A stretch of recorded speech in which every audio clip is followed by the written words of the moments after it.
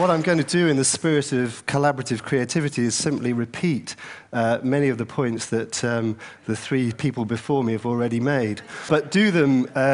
This is called creative collaboration. It's actually called borrowing. But do it through a particular perspective, and that is to ask about the role of users and consumers in this emerging world of collaborative creativity that Jimmy and others have talked about. Let me just ask you to start with this simple question. Who invented the mountain bike? Because traditional economic theory would say, well, the mountain bike was probably invented by some big bike corporation that had a big R&D lab where they were thinking up new projects, and it came out of there. It didn't come from there. Another answer might be, well, it came from a sort of lone genius working in his garage who, working away on different kinds of bikes, comes up with a bike out of thin air. It didn't come from there. The mountain bike came from users, came from young users, particularly a group in Northern California, who are frustrated with traditional racing bikes, which are those sort of bikes that Eddie Merckx rode, or your big brother, and they're very glamorous, but also frustrated with the bikes that your dad rode, which were sort of had big handlebars like that, and they were too heavy. So they got the frames from these big bikes, put them together with the gears from the racing bikes, got the brakes from motorcycles, and sort of mixed and matched various ingredients. And for the first, I don't know, 3 to 5 years of their life, mountain bikes were known as clunkers. And they were just made in a community of bikers, mainly in Northern California. And then one of these companies that was importing parts for the clunkers decided to set up in business, start selling them to other people. And gradually, another company emerged out of that, Marin. And it probably was, I don't know, 10, maybe even 15 years before the big bike companies realized there was a market. 30 years later, mountain bike sales and mountain bike equipment account for 65% of bike sales in America. That's $58 billion. This is a category entirely created by consumers that would not have been created by the mainstream bike market because they couldn't see the need, the opportunity, they didn't have the incentive to innovate. The one thing I think I disagree with about Yokai's presentation is when he said the internet causes this distributed capacity for innovation to come alive. It's when the internet combines with these kinds of passionate Pro-Am consumers who are knowledgeable, they've got the incentive to innovate, they've got the tools, they want to, that you get this kind of explosion of creative collaboration. And out of that, you get the need for the kind of things that Jimmy was talking about, which is our new kinds of organization. Or a better way to put it, how do we organize ourselves without organizations? That's now possible. You don't need an organization to be organized, to achieve large and complex tasks like innovating new software programs. So this is a huge challenge to the way we think creativity comes about.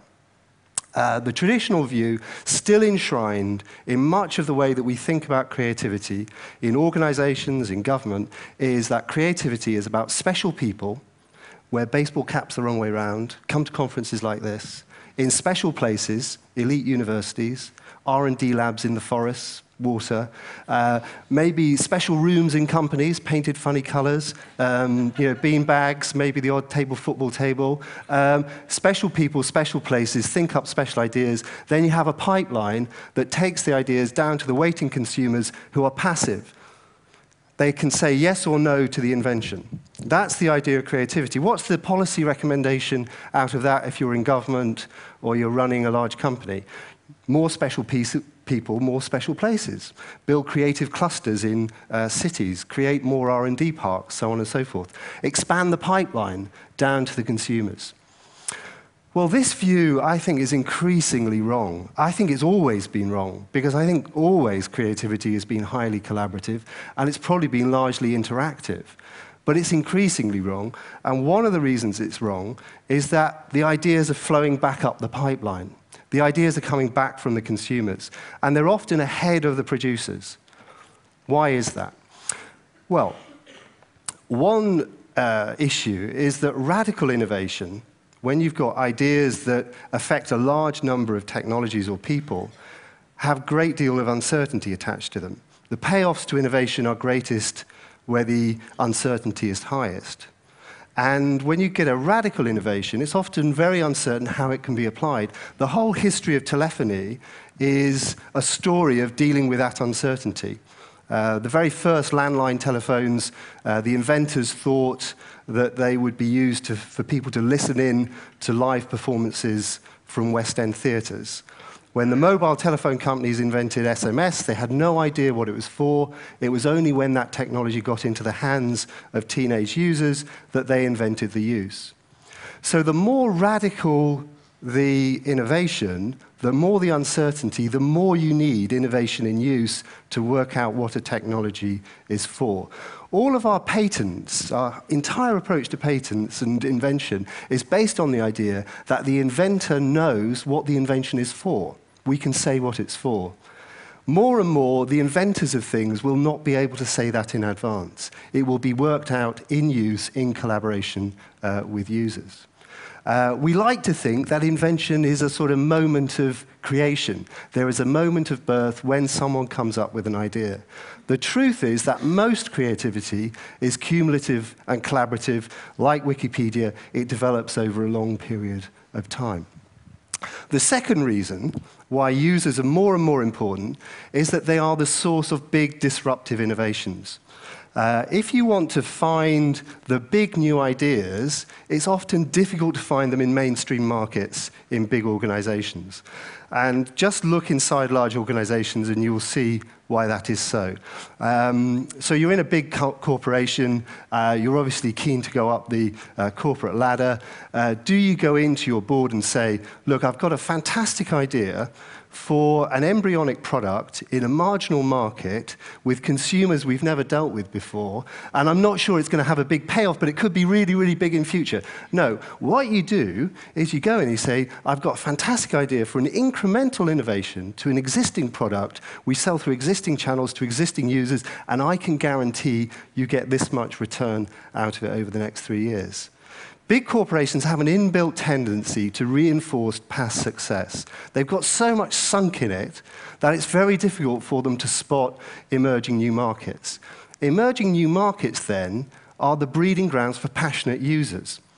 Best example, who in the music industry 30 years ago would have said, yes, let's invent a musical form which is all about dispossessed black men in ghettos expressing their frustration with the world through a form of music that many people find initially quite difficult to listen to. That sounds like a winner. We'll go with it.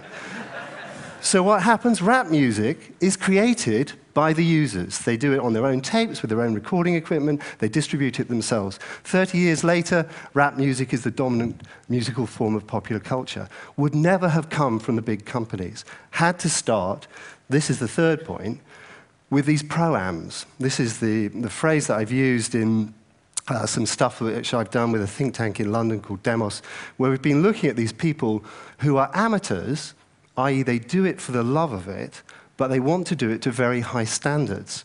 And across a whole range of fields, from software, astronomy, natural sciences, vast areas of leisure and culture like kite surfing, so on and so forth, you find people who want to do things because they love it, but they want to do these things to very high standards. They work at their leisure, if you like. They take their leisure very seriously.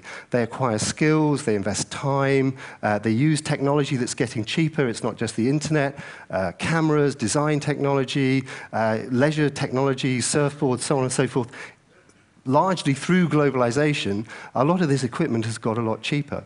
More knowledgeable consumers, more educated, more able to connect with one another, more able to do things together. Consumption, in that sense, is an expression of their productive potential. Why we found people were interested in this is that at work, they don't feel very expressed. They don't feel as if they're doing something that really matters to them.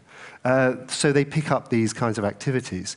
This has huge organizational implications for very large areas of life. Take astronomy as an example, which Yochai has already mentioned. 20 years ago, 30 years ago, only big professional astronomers with very big telescopes could see far into space. And there's a big telescope in northern England called Jodrell Bank, and when I was a kid, it was amazing, because the moonshots would take off and this thing would move on rails, and it was huge. It was absolutely enormous. Now, 6 amateur astronomers working with the internet, with Dobsonian digital telescopes, which are pretty much open source, with some light sensors developed over the last 10 years, the internet, they can do what Jodrell Bank could only do 30 years ago.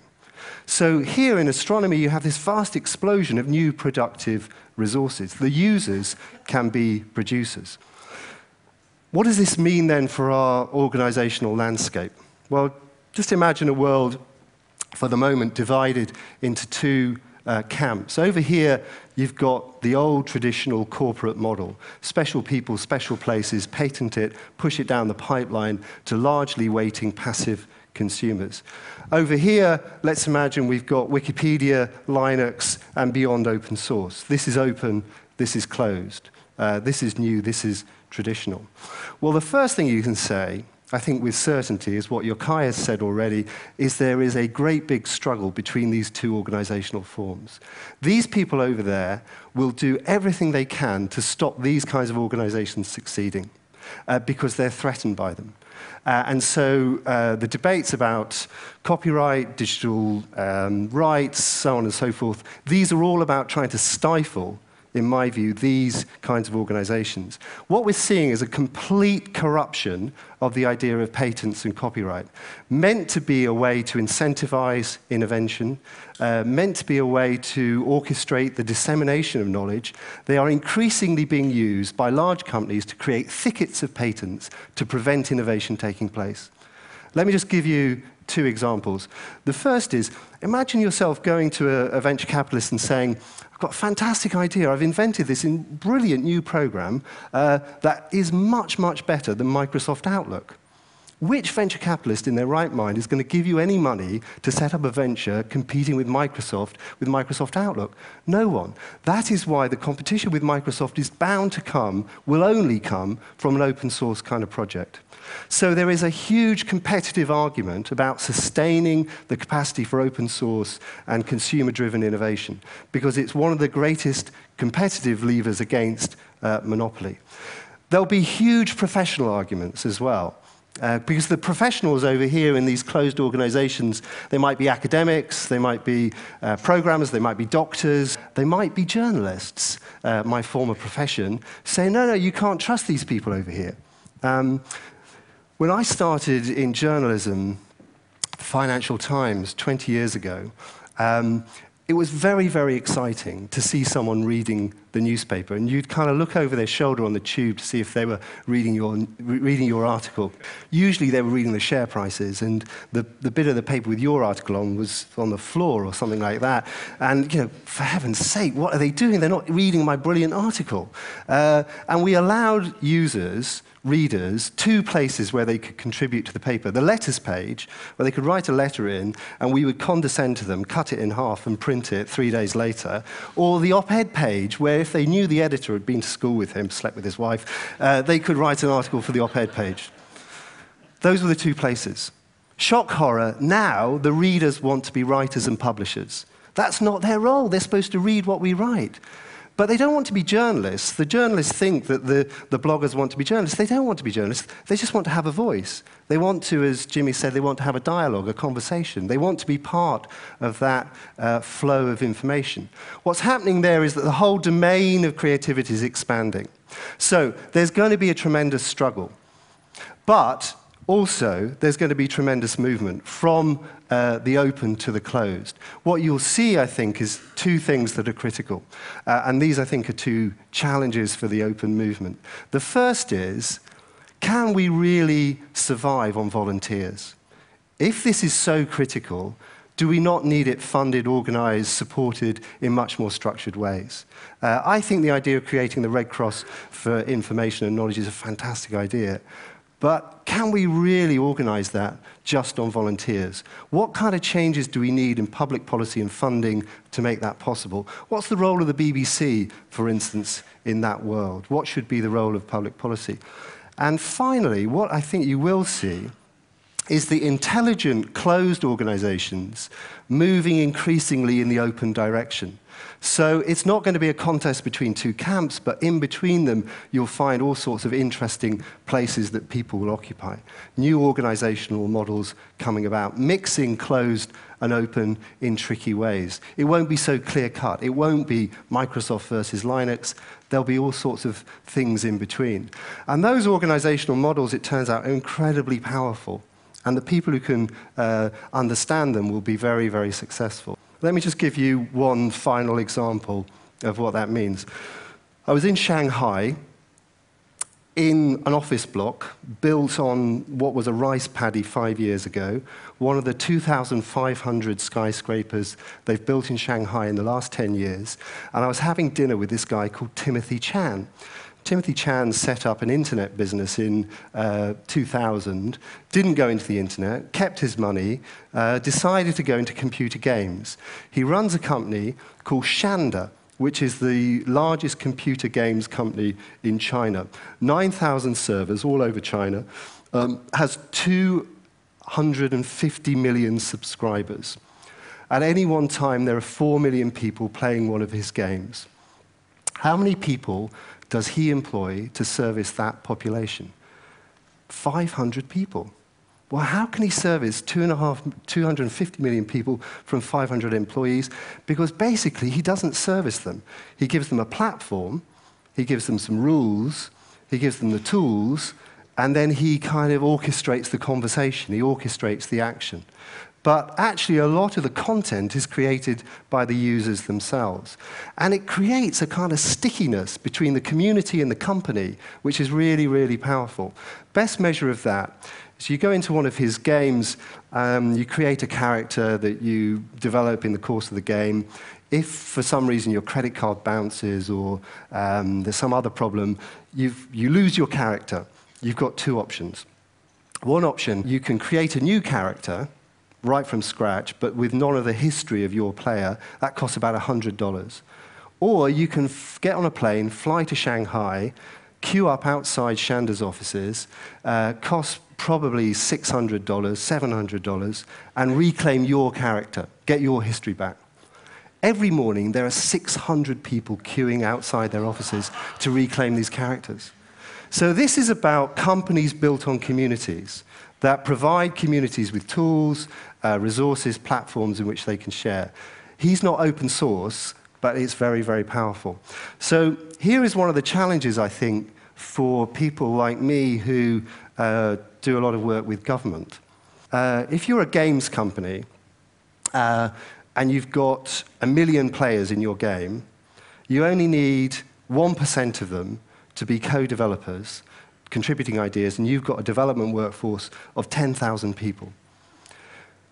Imagine you could take all the children in education in Britain, and 1% of them were co-developers of education. What would that do to the resources available to the education system? Or if you got 1% of the patients in the NHS to, in some sense, be co-producers of health. The reason why, despite all the efforts to cut it down, to constrain it, to hold it back, why these open models will still start emerging with tremendous force is that they multiply our productive resources. And one of the reasons they do that is that they turn users into producers, consumers into designers. Thank you very much.